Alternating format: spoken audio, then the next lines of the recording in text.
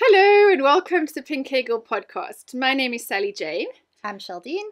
And I am back with you after not a very long time this time.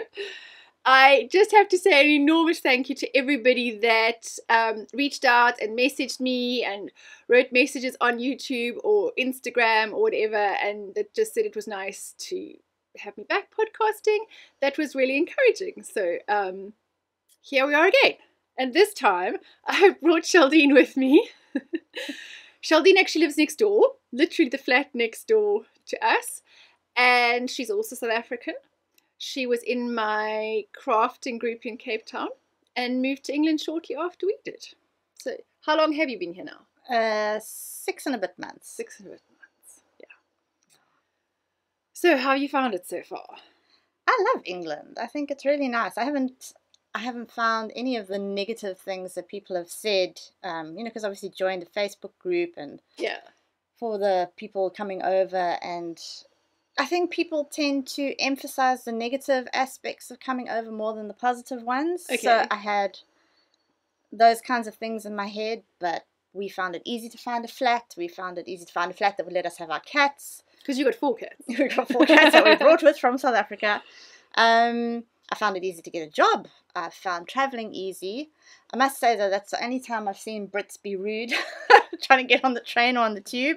All manners disappear. Yeah. And yeah, I'd say the only really tough part is getting the kids into school. But that's happened now. Things are progressing. Yeah. I think in anything like this, the unknown is often the hardest part, because you're just not actually sure what it's going to be like and what are going to be the hard things, and so you'll end up spending an awful lot of time and energy worrying about the things that actually don't transpire to be the things that you're supposed to worry about in the first place. What Emma's always got this saying, I can't remember, something about worrying is, or stress is interest paid on something that may never happen or something. I know he's got some. Yeah, I always say to my daughter, worrying about things is about useful as chewing gum and hoping it will change the weather. Yeah. It doesn't do anything. No. Exactly. Yeah. But yeah, I mean, it's great here, and I like where we live. I like where I work. I like the people. So yeah, everything's been pretty good. Yeah. So you might notice that while I'm knitting my socks, Sheldene is actually a crocheter. Crocheter, as Tristan says. And so she's brought along some of the things that she has made and that she's working on now. I think Rachel did a little bit of crochet on the podcast, and I did some of the Heidi Bear's animals, but I think that's about the only crochet that's ever really been featured on the podcast. But yeah, Sheldene's quite an expert, so she'll have some cool things to be able to show you guys, especially for those that, is it cross craft, those that do both? Yeah. Dual crafters, or by crafting. By crafting, yes. Or for those that crochet more or whatever. Yeah. So yeah, she's got some things that she can show you that I can't show you because I don't do that. I've always wanted to do the Heidi Bear things, and then you gifted me with the one pattern, and a friend on Instagram, she's also gifted me with a pattern, and I just haven't gotten to it. They are quite, once you've got the method on how to do that little African flower thing, they go, and you would probably do the join as you go, but because you probably get that right. I made a whole blanket of African flowers, so yeah. So then you fine. Yeah, that doesn't hold any intimidation. It's just the making. Yeah. And I suppose I had people to make it for. I made it for my little nephew and niece, and Titus was smaller at that stage. Rachel and Caleb got them too. Rachel got the rhino for the rhino was to raise money for protecting rhinos and stuff in South Africa. So so that's about the only crochet I can do. I can't really read crochet patterns, or they confuse me because there's British and then there's American, and it means two different things for the same. So the same instruction can mean two completely different things. Well, that's why the rule is you always read your crochet pattern before you even pick up a hook. But then I can't remember which one's which. I can't. So I'll know that this could mean this or this, but I don't know which one is which. The general rule is if it says SC, which is single crochet, it's American, and if it says DC and TR, then it's British. Because in American pattern making, they say DC for a treble, and single crochet, which we would call a DC because we would generally use the British patterns. That's how I do it. Or if it says on the pattern, you just break it down like that. So you're just looking for whether it says DC or treble, basically, so double or treble. And then that tells you which one it is. Yeah. And do they like us very kind knitters that like to include both if somebody says one, if there is a confusion over a term, or, you know, people use inches and centimeters, so I'll put both in. People don't give you the... I think it depends on the pattern maker. Some would, or some would say right at the beginning. I guess it might just get very confusing. Hey? Although in your abbreviations or whatever, I would say in this pattern a double means this, but you may be familiar with the term. Yeah. This is me that knows nothing about crochet giving advice about how you should write crochet. What I generally find, and it really differs from pattern to pattern, so pattern maker to pattern maker. They will say at the beginning, this is using British crochet terms or American crochet terms. And then you must know what that means. Exactly, yes. And then you must know which one is which. As you know, I don't buy a lot of patterns. I tend to make things up from pictures. But those that I do use, they generally would tell you up front which terminology they're using. Okay. I really hope that you can't hear... There is a jackhammer or something going in the background there.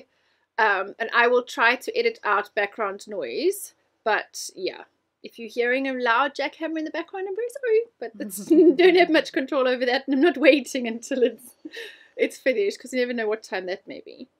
It's Saturday today. I'm not sure when I'll get this up. So my older two kids have gone on a scout shipboard skills day with the Navy, because their scout troop is affiliated with the Royal Navy, and so they're going onto a vessel today, and then they've got various stations around which they learn various things that happen on big ships, and then they're going out to sea on the thing as well, and various stuff like that. So they are away for the day, so that made it quiet, and Titus and Emma are playing Xbox. Although Emma wanted to go shopping, but I told him he's not allowed to go shopping on his own. That I have to come and approve. He's going to go buy shoes for Titus. And I think I need some input into the shoe buy. Two boys together. Yes, exactly. So they are playing Xbox. So it's actually nice. It's a good day. It's nice and quiet to get some podcasting done. And of course, Sheldene is very inconvenient in that she works during the day. Sorry. Well, away from home. Not that very far from home. Yeah. Not that I'm sitting around like a lady of leisure, but yes, she has the audacity to go to work during the day. Yes. Far away. Yeah, Sheldene catches a train from... We're quite conveniently located, and the train is literally the top of our road. So it's quite easy to get into London. But it is still... How long does it take you? Like an hour and a half. Okay. Yeah. A fair amount of travel time. Do you get to do crafting on the train? Yes, I do. But what I'm really struggling with, and I don't know... I think it's probably more my posture than anything else, is if I crochet on the train, I get terrible backache. Oh. So I'm wondering if I need to start carrying a pillow around, like my travel pillow, to put in the small of my back. Ah. You know, because I find generally when I crochet at home, I've got my legs up, and then I don't get backache. But on the train, you obviously can't do that. There's definitely not going to be a free seat opposite in the morning. I could put my feet on some stranger's lap. That might not go down so well. And of course, when I'm crocheting. I'm only focused on it. And often I'll have my headphones on and I'm listening to a podcast at the same time. And my husband travels with me, and he says he sees people watching me sometimes, and they're fascinated. I'm like, oh, really? Yeah. Kind of don't notice them anymore, hey? And how many times they ask you what you're knitting? Never. I have never once been asked. But I've been asked all the time, what am I crocheting? Nobody asks me anything. They don't know what I'm doing, okay. what I'm knitting, what I'm crocheting, nothing.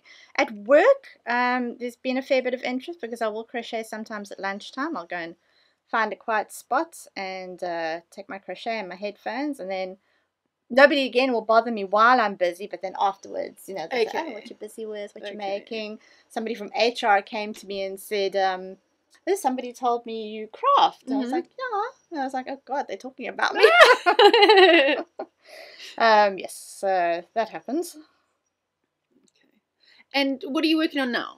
Okay, so this, I had a very lucky find at a charity shop. We love charity shops. I love charity shops. I got these balls of cotton. If I can find my bag, I can tell you exactly. It's this. The pattern's 100% cotton, the 4-ply. So 5 balls of this, and then I managed to get 2 more balls of the green.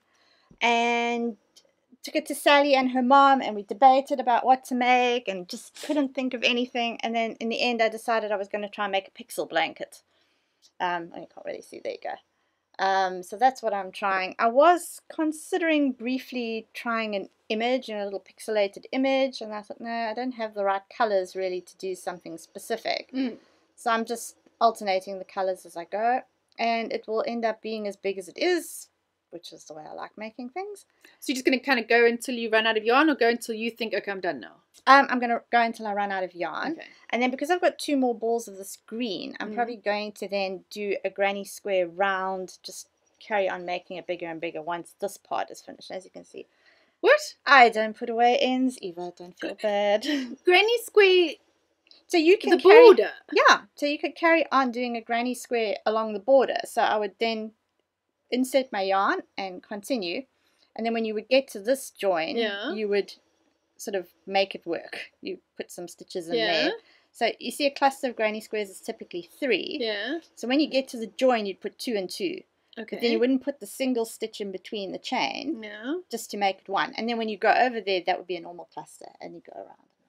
So you'd edge it in a granny square? Yeah. But in the centre of the granny square is the lots of granny squares? Granny squares, yes. That's very clever. So that's my I idea. want to try, one day when I'm brave enough, and now that Sheldene lives next door, I want to try the, what was the one I wanted to try? You want to try the shawl, which I brought. Yes, and that and the blanket, the ripple blanket. Oh, the ripple blanket, yes. Which is very easy. Those are the 2 things I want to try in crochet when I'm brave. But at the moment, I'm still working on my DNA socks. I saw you pulled your heel out. Yes, I did. You know. So I don't even know if it's further. Where was I last time? It must be further than I was last podcast, though. It is. Yeah. I don't think I've seen that you'd done the heel. I only saw on Instagram that you said you'd pulled it out. All of that wrapped around there is what I pulled out, because you see, this not. One would think when one designs patterns that you have an idea of how to get things to fit, which I do, but I was kind of thinking standard pattern, write the pattern, knitted, la la la, forgetting that I have a very high arch, and I am doing a cable, so although my toes are quite narrow, and I started off with the right number of stitches, I did my usual 64 stitches, so 32 on each needle, which is fine around the toes. And I think if I was doing a stocking stitch sock, vanilla sock, it would have been fine. But the cable does pull it in a bit. I mean, you can see if I take that off the needle, there's quite a bit of pulling in there just from the pattern of it. So I probably should have started mine on a bigger size anyway. But I do have narrow toes, and so that's not a problem. And I did 1 set of increases, and then I did the heel, which on a stocking stitch sock for me would be enough. I increase about 1 inch before the heel, put in the heel, and decrease it afterwards again. But taking into account this is cabled and pulling in anyway, and I kept convincing myself, like when you've done it, and then you don't want to redo it. And so you keep convincing yourself it's okay. So I kept going, and then I finally, so I was halfway up the leg. So I put the heel in, and I'd done about this much up the leg. Oh my goodness. I finally put it on and took a photo, and I showed Sally, and I said, so I think my sock is too small. And she said, yes, your sock is too small, frog it. So I had to frog back down further below the heel, so not where I'd put the initial increase, go another inch or so down, increase, do the inch, increase again. So essentially I'm going to have 8 more stitches for my feet that are, my feet that are shaped very strangely. So what the advice in the pattern will be is knit a bigger size than what you used to be used to knitting 64 stitches. So the medium, which is normally kind of a medium size foot, the medium will actually be the larger one this time, you know, so that the stitches will look like you're casting on more for this sock. And then I will put notes in the pattern for those that have high arches. You should only need to go up, 4 stitches, 1 on each corner sort of thing, an inch before the heel, if, like me, you want to do that. For everyone else, you should just be able to knit it straight. So, yes. And I have to add, it's pretty much the only thing I want to learn how to knit is socks. Okay. I've never been interested in anything else. I recently taught someone else to knit socks. A friend of mine and her daughter, I taught them how to knit socks. And she's on her 2nd pair, and she's like, love, she's like completely addicted now. Yeah, I can believe it. It's such a nice project to have. Yeah. And people don't understand how you can make such expensive socks. You know, you can go buy like a pound socks or whatever. But that's not really what it's about, because they've just never worn hand knitted socks. They have like no idea. It's about the pleasure of having made something yourself. Well, I had a similar experience. So the shawl that you mentioned that you want to learn how to make. So I brought the one that I made that you blocked for me that gave you the bug. I decided, I'll show them. I decided I was going to make another one because all that yarn I bought, there was 2 balls of green.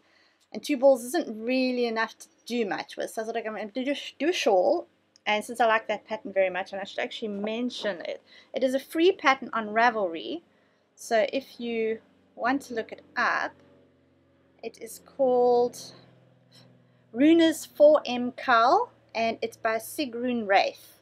So if you look that up on Ravelry, you'll find it. I'll put a little note down the bottom. Cool. It's a beautiful shawl. So this was the finished one, the first one I made, which Sally kindly blocked for me because I never block anything. I'm terrible. And I fudged this one. I had so much yarn that I just kept going. And so you can see there's all the little patterns. So there's like the fan, and then the triangle and the hearts, and then the little squares. And I just kept going. Where did the actual pattern end? It ended about here. Yeah. Okay. So I then fudged it and carried on until I ran out of yarn. I love this size though. I mean, this is such a nice size. And this one was made out of wool. This was another absolute bargain. How much did I pay? It was like 9 rand a ball or something like that. Stupid for pure wool. What, like 50p of wool or something? It was ridiculously cheap. And when I asked Sally, she was like, "It's not normally that cheap." So I decided, okay, I'm going to make one of those. So that's my current work in progress on the train. Oh, that's nice. And I got to the hearts. Okay. So I had gotten to that point, and I realized I'd missed 3 rows over here. So I had to pull it all out. It makes a difference for the number of stitches you need or something. For the hearts in particular. I think for everything else you can fudge it, but the hearts need a particular amount, especially when they come to the point.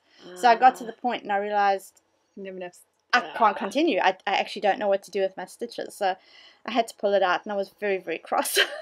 So back to the basics, but it's fine. That's my train work, so I don't mind that much. It gives me something to do. It's like I said on Instagram when I frogged these stupid socks, you know. It's not fun. No one likes frogging. It's, you know, irritating and annoying, and you think of all the time you've spent or whatever. But I like the fact that we can fix something if it goes wrong. Like sewing, I always get so intimidated by sewing, because if you cut that damn thing wrong, you've had it, you know, it's very unforgiving. I know you can unpick seams and you can re-sew them and things like that, but it seems so much, you know, if you've cut one dress and then you think, actually, this doesn't really suit this thing, I think I want to make something else. It's kind of tough, you know. Whereas with yarn, you can make an entire thing and then frog the whole thing and decide you want to make something else with it, you know. Which I have done, you know, in the past. I had this beautiful, expensive bamboo yarn. Shout out to One of a Kind yarn in South Africa. And I made this beautiful shawl, but it was so heavy. I was like, oh, I can't use this for anything, so I frogged the whole thing and made something else with beanies. I actually made 3 different beanies. Okay. Which my kids wear. Was that one of the ones that Rachel's got? The blue one, yes. Yes. So one for Sheldene, one for Tristan, one for Rachel. Okay. And they fit so nice and they slouch so beautifully because it's that heavy bamboo. It was double knit bamboo. But yeah, there's been a few instances where I've made something only to frog it completely, just to reuse the yarn. So now you're going to have to fix the Mac doodah thing that the screen goes dark every now and again. Oh, I can show you how to do that. You see, Sheldene knows about Mac, so she's going to be like my Mac specialist. So she have to show me how to... Every now and again you'll see I touch the front there, which is just the mouse pad thingy because... touchpad thingy because the screen goes dark because it doesn't... Sleep. Yeah. So, yeah.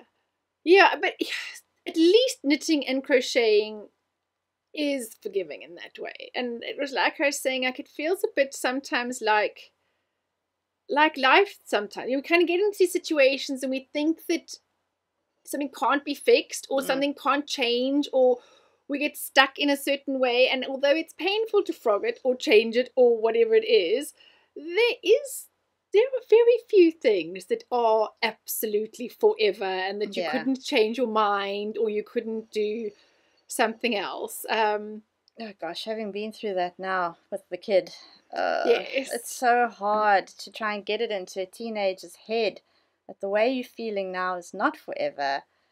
The awfulness will pass. You will look at this 6 months from now and be amazed that you felt so strongly. Yeah.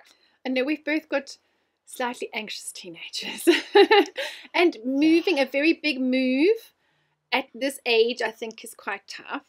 And although they are bright kids and they completely understand why and are on board with the process of moving, it doesn't change the fact that everything that they knew and understood and fitted into and had their friends and their life and whatever, grandparents as well around and all of these sorts of things, that all changed. Yeah. And they became the new kid and as a teenager, and I think that has been quite hard. And it was like I was just saying to Rachel, there's so much pressure on the kids now.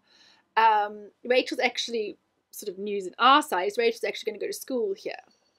We originally landed and decided they've always had the option and we thought we'd carry on homeschooling and we did for the first while, but the UK system, I'm afraid, is so complicated in terms of GCSEs and the GCSEs are changing, and I know there are many homeschool families that do manage to homeschool high school, but it is proving to be, because I didn't do this system and I don't innately understand it, and it is huge. We have one examination board in South Africa. Here there are like 4 or 5 different examination boards. It's not picking your subjects only, it's picking which examination board, then finding where independent students are allowed to write for that examination board. Then you pay, and it is hellishly expensive to pay per exam. And then you have to travel all around the countryside trying to find these places to write exams, buy all the textbooks. And there is something about when you move to a new culture and you're already a teenager. Sheldene and I get away with being foreign because we're adults. Yep. We're kind of forgiven for whatever, doing our odd weird things quirks. Exactly. You get away with being South African. But the kids have to be British, essentially. They have to... they're going to have been here long enough that it's their culture. They're going to need to adapt and fit in and all the rest. And I think that while I think there are lots of elements about school that she may not like, I think there are these elements of learning about how people interact in a society that you get en masse at school, which you might not get. I mean, sure, we socialize a lot in the homeschool setting, but it just gives you a bit more of that, Yeah. Anyway, so it's not been an easy decision, and of course she's very anxious about it. And I kept saying to her, and I said to Sheldene's daughter, I said to, although the school's prerogative is to stress GCSEs and you must do this and it's the rest of your life, but both my sister and I said, they used to say that to us at school as well. Yeah. Everything's going to depend on the grades you get now. You're never going to, la la la. Yeah, you're never going to be able to do anything. And it really doesn't actually matter. Even if you completely bum out now and you go and resit your GCSEs as an adult. So what? You know, of course it's important, but it's not important to the extent that it's worth stressing them out so much that their mental health is at risk. You know what I mean? Like, so I was trying to say to them, like, these are big changes and these are big things, but nothing is forever and nothing is so finite that it should overshadow everything else. Just like put it in perspective, you know. Sheldene had missed a few days of school because she hadn't been feeling well, and she was so panicked going back because you mustn't miss any and you're going to be behind and la la la. Oh, and they were phoning and oh gosh, anyway. And I just said to her, that's the school's prerogative because they need to keep all the kids up to date. You know, obviously if they've got 5, 6 different kids all missed this and missed that, whatever, it's difficult for them. Yeah. But I said to her, you're a bright kid and you have support at home, which not everybody does. You'll catch up. It's not an issue. Like, just don't take on board their stress. Yes. You know, they just stress if everybody's going, oh, but I don't know this and I missed that. And, you know, so of course their prerogative is to stress being at school. Being at school all the time. It makes their job easier. But you'll catch up and you'll be okay. I'm not saying don't go to school all the time. But things happen. If you're sick, man. You know. Exactly. Anyway. So I was saying this to Rachel, and then she was like, oh, well, what did you do when you were sick? You know, did you have to have a doctor's note when we went to school or whatever? I said, I can't remember actually if we had to have doctor's notes. I know for work you had to on a Monday or a Friday. You used to have a doctor's note. But I said to her, she said, oh, but it must have been because my dad's a doctor. So I said to her, oh, but you don't understand. It's not my dad. You had to convince that you didn't feel well. He was fine. It was my mother. Yes.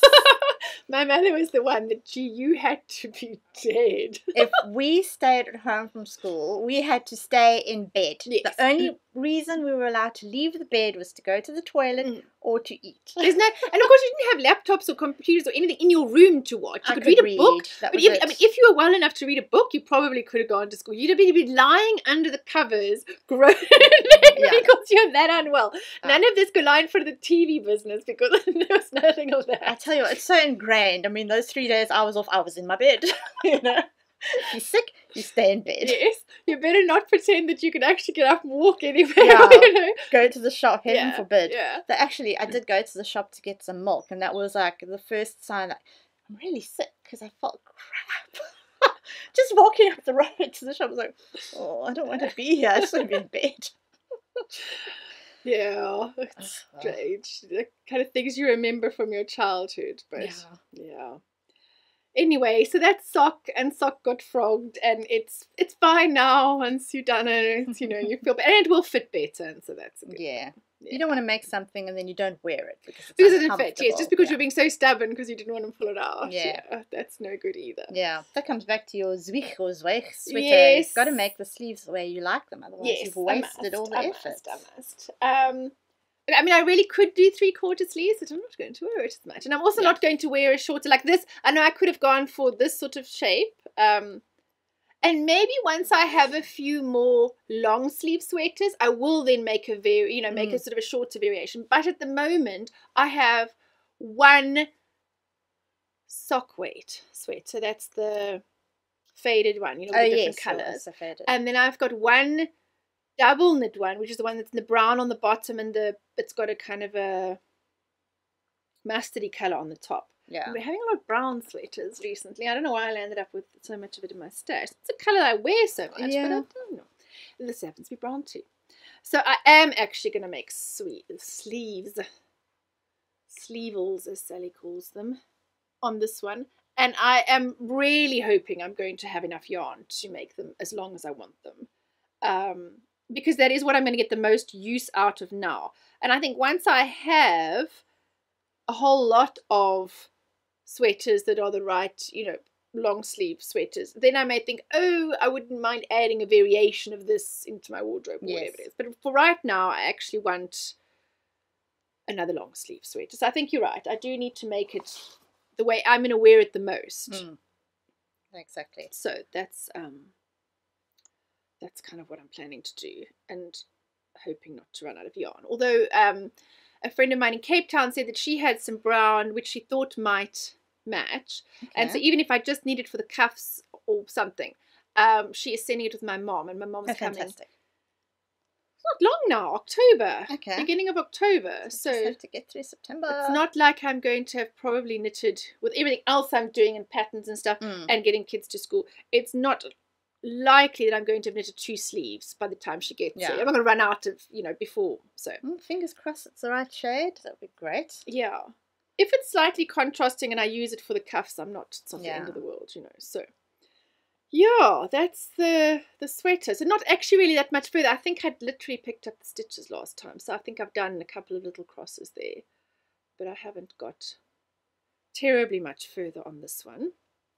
I put a picture of a stack of yarn that I've got 2 gradient things, one in grey and one in greens on Instagram. And I'm thinking of designing a sweater. Nice. Which will be a bit brave because I think the thing with sweaters is the sizing. Like I've done something with as much yarn. I mean, the Be Brave thing is certainly enough yarn to have been a sweater. But it's the writing it and grading it for all the sizes that That's the thing. I mean, as I told you, I've written a few patterns myself, but really simple things like beanies and a circular waistcoat, for want of a better word. So you literally just continue in circles and circles, but there's slits for your arms. And then I made myself a sweater, and I thought I wouldn't know how to change it because I made it for myself. I don't know if you can see. So it literally is just a rectangle. It looks and then I attached the sleeves. It looks really, really nice. So I like it, and it's a double knit, so it's nice and warm. I love the orange and yellow with the grey. I think it's such a nice combination. So that worked out quite nicely. It was 500-gram balls and a little bit of a 6. But when I put it in my my shelf where my other jerseys and hoodies and that sort of thing are, I realized I don't have any cardigans. I don't have anything open at the front. And that could be pretty handy. So I'm scheming, what can I do next? Because got so much sweater weather here. So exciting. I love yarn, or I love knit, I love crochet, whichever the website is, whichever you prefer. They were having a mad warehouse sale. So I bought everything. Is this the same? It's all harmony, yes. Okay. So I've got 5 balls of this blue, which should be enough for a it's shining on the label. Yeah, it should be enough for a cardigan of some sort. But otherwise, they tend to blend so nicely with each other. So if you look over here, so this is what's left of the purple. Oh, I made myself a beanie as well. I don't know if you can see. It's got you made it on the bias, and then it's very clever. So it's got a cool little slant to it. Very yarn hungry. I mean, that took the whole ball. That is all that's left. That's why I had to buy a pom-pom. There was literally not even enough for a pom-pom. And then there was the green, which I already showed you. And then how do you put it together to be dwarf? You just crochet along the edge. So you can't even really see it unless you know what you're looking for. I still know what I'm looking for. There it is. Is it? No, I can't even tell myself. Somewhere in there. Doesn't matter. So then that's a variegated green. So you can see the green's got a bit of purple and brown. Are these all from the same type? All from the same type. So they're all 100%, not 100%. They're all acrylic. What's it? It's acrylic and cotton. With cotton, yeah. 78% acrylic, 22% cotton. And they all tend to blend somewhat with each other. So here's the brown. I've got 3 balls of this. Again, it's got the purple and the blue. And then I've got this peach. That's also, again, got the blue, and there's that yellowy green that was in my sweater. So I reckon, whatever leftovers I have, I can do something with. Yeah. And I don't know if you noticed that a lot of them they've got like wound on them, because I'll often start things, realize I hate it, frog it, and put it in the naughty corner while I cogitate on what goes next. What am I doing next? Do that next with my yarn?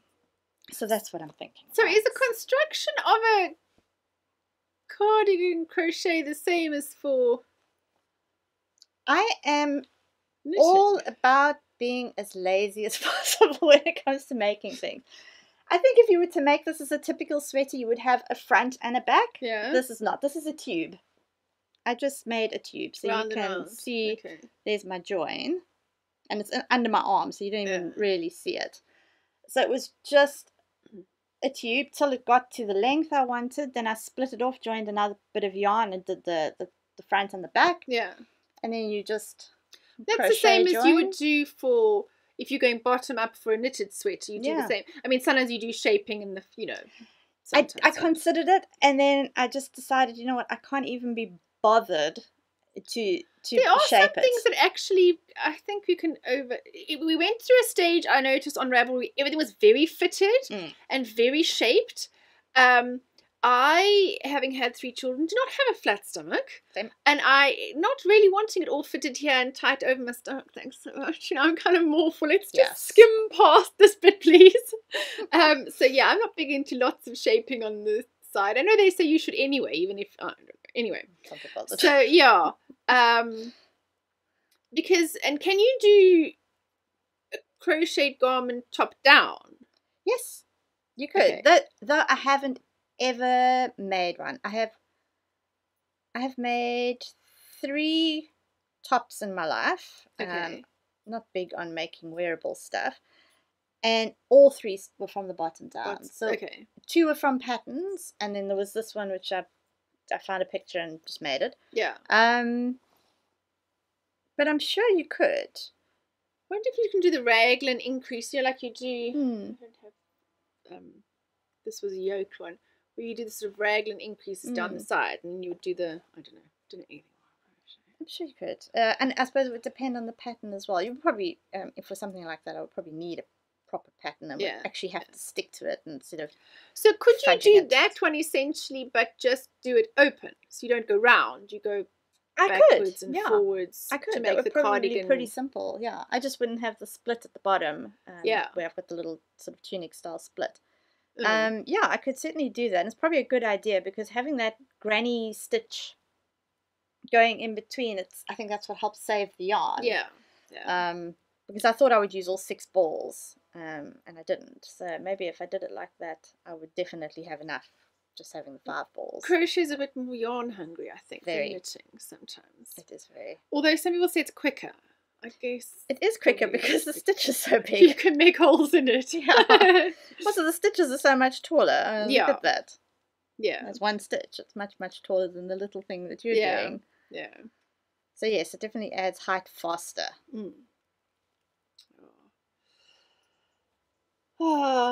All these options. So nice. So yes, I will try and design a sweater, I think. Once my socks are finished, I think that will be my next design project. You know, after this whole be brave thing, I better actually be brave myself and try and I haven't quite decided how I'm going to do it yet, but I will think of I ponder on these things for a while, and then the idea will slowly start taking shape, and then I'll know, okay, that's kind of, and it doesn't always mean I know exactly what I'm going to do when I start. Often I have to start making it to see what it does, and then because like making the Be Brave wrap, I certainly didn't know or pre-write the whole thing beforehand. It's just not how I design. I kind of have to see it, and I have to start putting colors together and see how much of something, and then decide, actually, no, this needs a bit more of something else sooner. Or, you know, I kind of really knit a lot with looking at it and seeing how my eye goes on it. Yeah. So anybody that did miss on Instagram, the Be Brave wrap is out on Ravelry. And mine is very, very big. Because I wanted to use all the yarn. And I wanted something very warm. I found that, although this is still a sock weight, it's sock weight singles, I found that a lot of my sock weight shawls were just not warm enough in the very, very cold parts of winter. They were very nice to add a little bit of warmth or something around your neck when you wanted to, autumn and spring, I think, but perhaps not so much for winter. So this one, has lots of options to give you quite a few layers around your neck. You can't still be cold. Very warm, yes. That's beautiful. So yeah, the pattern is out. Oh my goodness, I'm making a mess here. The pattern is out, and there is a discount until Wednesday of 15% and it's an automatic discount. But if you are watching this podcast after Wednesday and you still missed it and you wanted it because you didn't see it on Ravelry or whatever, because Ravelry is silly. Not Ravelry, listen to me. Instagram, because Instagram doesn't show everybody everything. This new algorithm on Instagram drives me bonkers. Yeah. But I can't figure out how it works. I think that's the most frustrating part, is that you're not sure how to see the things from other people that I want to see. There are so many people's stuff I'm just not seeing anymore. And I know it's funny to say, but after a while I think, I haven't seen so-and-so for a long time. But you don't always remember who you haven't seen because you haven't seen them for a while. Yeah. And I'm missing stuff. I'm missing that one of my friends was unwell. And it's really irritating. Yeah. Just make the stupid thing chronological, please. Yes. And stop putting ads in my friends', the stories. Yes. I freaking hate that they put ads there. I don't mind the ads in my feed as I scroll. It's easy enough to scroll past them. And yes, I know I can tap and make the stupid ad go away. But it's often got the loudest freaking music. And I'll be lying in bed. My husband's sleeping next to me, scrolling through people's stories and I know. It's one of the things I don't like about Facebook. You can be scrolling on Facebook in public and you just want to have a look through and suddenly some of these things start playing. So I just avoid it. Very, very annoying. So, yes, you might have missed it on Instagram. And so if you still want the 15% off and it's after Wednesday and you've watched the podcast, I knew I was going to do this. And what I didn't do is actually come up with the code that I was going to use. I thought I'll just give my podcast as the code, like an extension, So if you've watched the podcast, it's like a thank you for watching and here's an extra. So when I edit this, I will put in the code on the bottom and that will give you the 15% that you missed extended. You know what I mean? Like you can get it for a longer period of time. So I don't know how long. I can't do them indefinitely, but I think I can do... Maybe till the end of September. End of September, end of October, maybe, something like that. Because I know people catch up on podcasts a bit later. Till the end of October, I know I can definitely do that. I will give you the 15% off on the pattern if you missed it. I know there are ways to, if you get notifications about people's posts and stuff, but I don't want thousands of notifications. No. I just want to see the stuff I want to see. And I don't know. Instagram is just annoying me, really. Yeah. So that is about the Be Brave wrap that was out on Wednesday. So it was a week of the discount code. And then during the coming week, probably what I'll do is release the Courage hat that kind of goes... They don't really go together, but this stitch was in the hat and it's the same sort of yarn, it's the same sort of theme. So, yeah. And this one again, once I've released it, will have a discount on it. And if you've bought both, then there will be, so your discount will go to 20% if you've bought both. There's a way on Ravelry, once I've figured it out, you can do something where joint, if you've bought one, you can get more off the other one kind of thing. Yeah. That's cool. So I will figure all that out when I put that one up. So those are out at the moment. And the Be Brave wrap is really quite a nice one to make if you want to start now as the weather is starting to get cooler, so it'll be ready for you in winter. And then the more you knit on it, the warmer it is, and you kind of use it like a blanket as you knit. That's what I like about this, is it's getting bigger. You can kind of have little lap squares, yeah.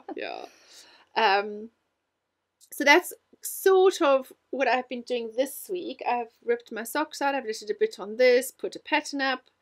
Don't think there's terribly much else I've been knitting on this week, actually.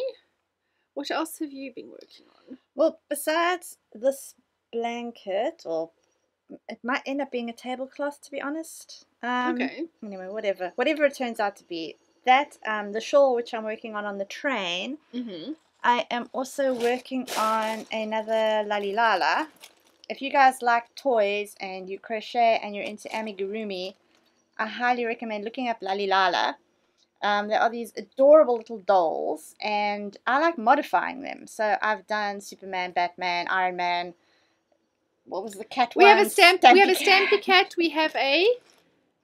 There was a girl that Rachel was There's into. a girl that Rachel... Stacy plays. Yeah. We have Superman with a cape. We have... let's do Iron Man. You might have Iron Man. Who's the dude that's blind? Oh, Daredevil. Daredevil. Yes. We've got that with the nunchucks and stuff. And yes. how many? I thought we had another one. Oh, the kangaroo, but that's not. Yes. And Rachel's got the kangaroo with the pouch. Yes. I actually brought a finished one so that I could show. So this one is probably the most ambitious one I've ever made. This is Oleg the octopus. And I made him, and my daughter was like, nope, this one is mine. And he lives in her room, so that's how I was able to bring him with. Yeah, so I quite like these. I just find they were easier to make in South Africa because we traveled by car. So Robin didn't care that I had bags and bags of stuffing in the car. Traveling by train, I have to carry everything. So it's not so easy to make these on the train. It's good. It's fine. I can start the feet and the legs and stuff as I go. But as soon as I get to the body, it gets a bit more awkward. So do you work from the bottom? Yes. I would have thought you did the body and then put the legs on afterwards. No, they all go from the bottom up. Because you start, so you start one leg, you start the other, and then you join. Okay. And you just go So around. you're joining all those legs on at the same time? I had to do each leg separately. Yeah. And then you start, you pick up and you go around and round and round. So this one was worked in the reverse. This one went to the inside. And then you go from the top and you pick up all around there as well. And you go around and around. But you have to pre-stuff them, so by the time that it's all joined in, you're going up. Yep. And I didn't stuff this one quite enough. You can see it's got a bit of a lean. Oh. One of the things people recommend is putting a skewer in it. Yeah. But I don't like the idea of that, especially if it's for little children. If you're cuddling with it, you don't want to. Got this hard thing inside them, so I'd rather have wobbly necks and be completely cuddlesome. That's true. Yeah. I put straws, plastic. Oh, that's something to try, drinking straws. Yeah. The plastic drinking straws are now evil, aren't they? Yes. Our canteen doesn't even have straws. In the days when one used to use plastic drinking straws, in the donkey's legs, one of Caleb's animals had the donkey, and I put and you can actually hear, they don't keep it completely straight. You can sometimes hear the straw clicking inside the thingy. Yeah. Rachel's on a very big anti-single-use plastic drive at the moment, and I think we're going to switch to using shampoo bars instead of bottles of shampoo, because apparently for 3 bottles of shampoo is worth 1 shampoo bar, and it comes with, if you get it ones in like the paper that's compostable, basically there's zero waste, throwaway waste. And where do you get them? I know Lush has some. Okay. There are a couple of other places online. I know a friend recently got one at a pop-up shop in Teddington that does, I'm not going to call it the right name, I'm not sure what it's called. Basically where you take your own containers and you go refill your food goods. Okay. I know it's quite big in America, and I didn't know if there were some here, but apparently there is. Like, so say you take your containers and you don't want your pasta and your rice and your quinoa and that sort of thing in a bag that you then got to throw away. Because I take mine all out of the bags and I put it into glass jars. Yeah. And then you've got to throw away that plastic because those plastics are not recyclable. It drives me crazy. The pasta packet and all of these, you can recycle all of the other stuff. So apparently you can go and then you take your jar, they weigh it. Yeah. And then you fill it and then you just pay the filled That's a great idea. And apparently it's so much cheaper. I'm sure. She said like a big container of quinoa was £3. Which, like one little bag is £1 at Asda. So we're going to go and try that. It's not very local to me though, which is the other thing of, like trying to get to some of these things is not as easy. No. So then Rachel's great idea was that we should start a pop-up shop of selling refillable stuff. Not a bad idea. Yeah. You have to, I don't know, I think you have to do lots of sort of market research on these things as to where the people are that are more interested in this kind of thing. And do you have a big enough market in the area where you are and all of that kind of thing. I'll answer to that, but of course we don't have the dietary requirements that you have. We can eat anything. Yeah. Is I buy the biggest bag of rice I can buy and the biggest bag of sugar and pasta and that sort of thing. And I've bought containers for those, and then we decant as we go. I've been doing that with the pasta. Of course, Rachel's gluten-free stuff doesn't come in bigger packets. Of course not. Costs like 5 times the price for the little packet. But anyway. No. Which I don't understand, because it's not as though the ingredients are that much more expensive. It's just rice and corn in it. Anyway, it's more variety and cheaper than it used to be in South Africa, so I can't really complain. Dealing with her allergies here, or intolerances, is much easier here than it is in South Africa. And I have no idea why I was talking about the straws. Yes. Well, I kind of went off on a tangent there. I didn't know that there was a reason for that. Yeah, so she's wanting us to be more... I've always wanted to as well. And funnily enough, I mean, there seems to be a big thing at the moment on the whole plastics thing. It seems to be very much in the limelight. There's a thing I got her for her birthday, a little bracelet. It's by a company called the number 4 Oceans. And the bracelets are made from recycled plastic and beads and stuff. And the money goes, they say, for every bracelet purchased, it's £1 of plastic pulled from the ocean. Oh, wow. So I'll put a link in if anyone's interested. So, and then they've got there's the normal one, and then they've got some kind of initiatives or some special limited edition ones. So they do a shark one, there was a turtle, there was a dolphin, there was a coral, there was a mangroves, and then some of the profits will go to supporting, and they highlight some local organizations working on all of those things. So it's all stuff related to oceans. I haven't seen that there is that they've got an ocean cleanup here, because they also, as they do public drives and people there in America go and clean up beach fronts and stuff like that. I thought that might be quite fun, actually. To go and join in on a day and just, pick up rubbish or whatever. But there must be other things in England here, even if the 4 Oceans one isn't here. There must be some ocean cleanup thingies here that you can get involved in. I don't know about ocean cleanup. I have seen on our local neighborhood Facebook page that occasionally somebody will say, I'm going to go and clean up the park. Does anybody want to join me? And then they go there with black bags and they just pick up the rubbish that's strewn around the parks and clean it up. I think they do that in the areas where you go walking, the National Trust walking bits and things like that. I'd kind of like to get involved in a few more of these sort of clean up thingies and just feel a little bit more like we're doing our bit, really, There's been lots of complaints on the Facebook page lately about people not picking up their dog poop. And it's quite funny, because it's like one of the things I've noticed coming here is the lack of dog poop. How much less dog poop you have than in South Africa. Amazing. You don't have to watch every step you take. Well, you do when there's blackberries around. I have a few stained shoes now. Oh, from stepping on blackberries, They're pretty hardcore. But no poop. So obviously people are finding it. I have found the opposite to be true. It is, what does really irritate me though, is when people pick up the dog poo in a plastic packet. Eventually the poo is actually biodegradable in a plastic packet. And put it in the bin. Or even the bin is okay. They hang it in a tree. Oh, yes. So you're not going to walk on it, but what is the point of putting it in a tree? Or on a post? Or... It is stupid. They're just lazy. Oh, it really grates me. I mean, maybe some of the packets, like the idea, I guess, would be if those plastic packets were the biodegradable ones. But apparently some of the process in making the biodegradable plastic alternative packets uses quite a lot of resources as well. So there's always this kind of give and take. Pros and cons to all of these things. You know what blew my mind? I saw a video, again, I don't know how true it is. They were saying, you can buy these bath soaps or the liquid soaps, and they've got the little... Oh, the beads. Yes. But those are so terrible for the fish. And I was like, oh my gosh, okay, so that's one thing I can do. I don't buy those anymore. I think in England those are banned. I know they're not necessarily banned in South Africa, but I think those, as far as I know, and I'm happy to be corrected, but I think there was a big outcry about that. It's terrible. And I think those have been banned.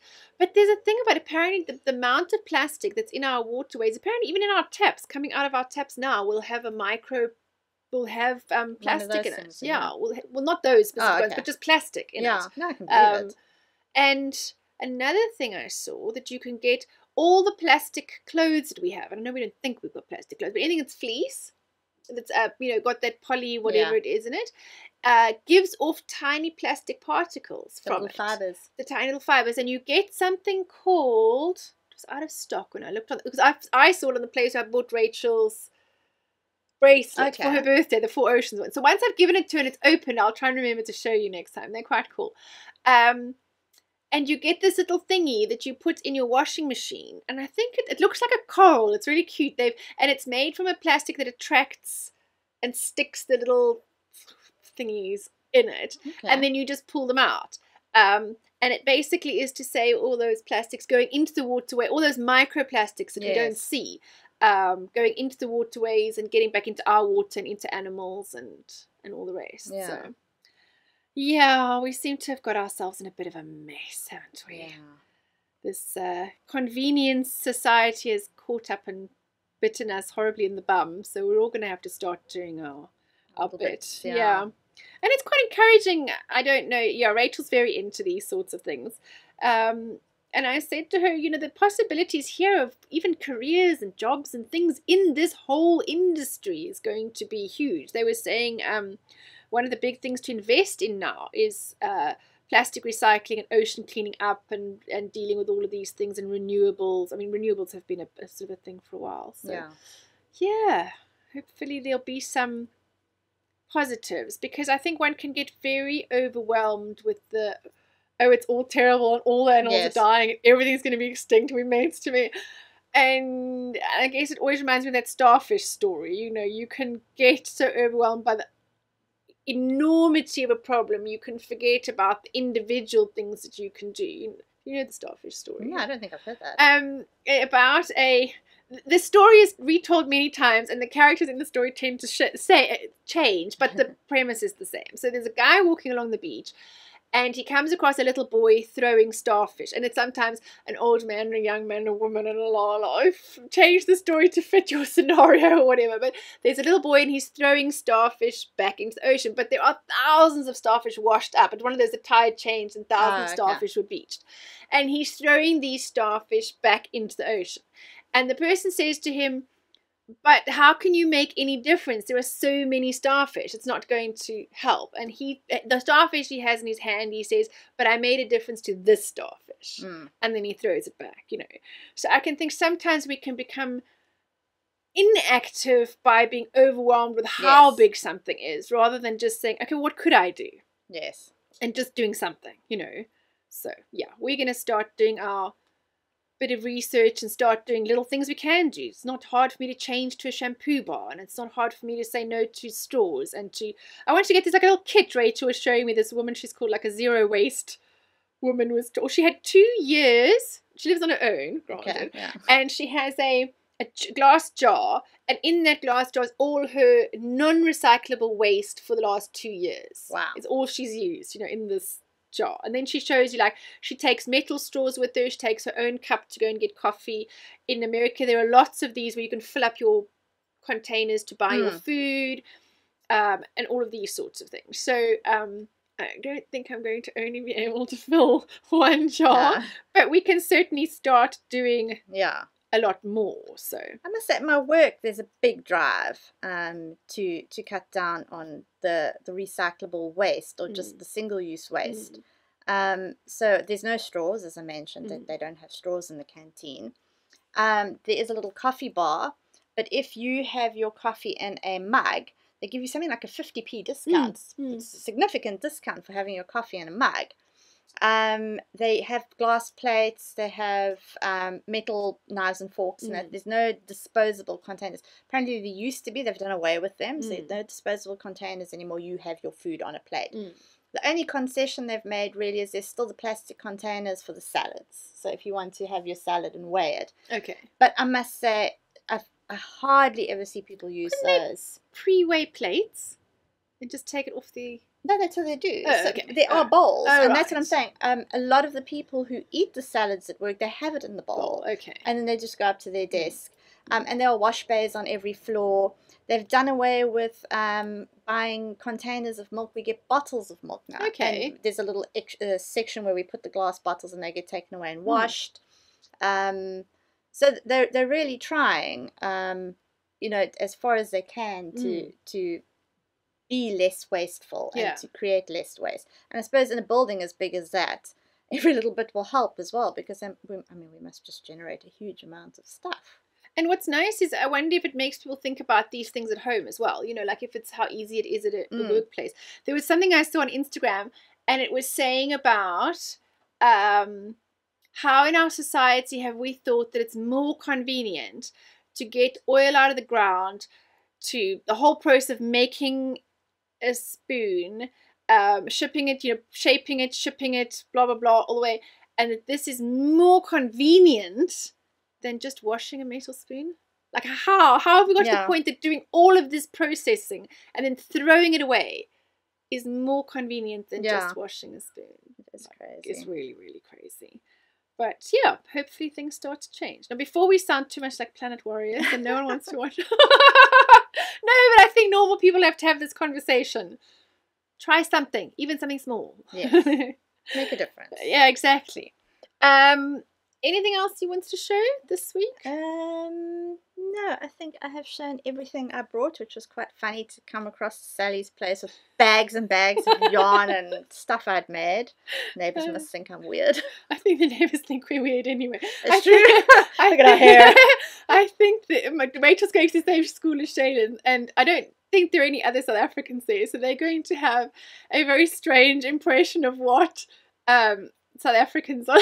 Yeah. Like they craft and have coloured hair. Yeah. Yeah. So I think that's probably it from us for this week. I hope we haven't scared you off. Are you going to come and do it again? Yeah, I'll come. Now that I'm putting you on the spot on the podcast, you can't really say no. It is terrible. Yeah, I can't say no. If you never ever see Sheldene again, then you'll know that it didn't go well, or that she didn't like it. But thank you for watching, and we'll be back soon. Yeah. Bye. Thanks. Bye.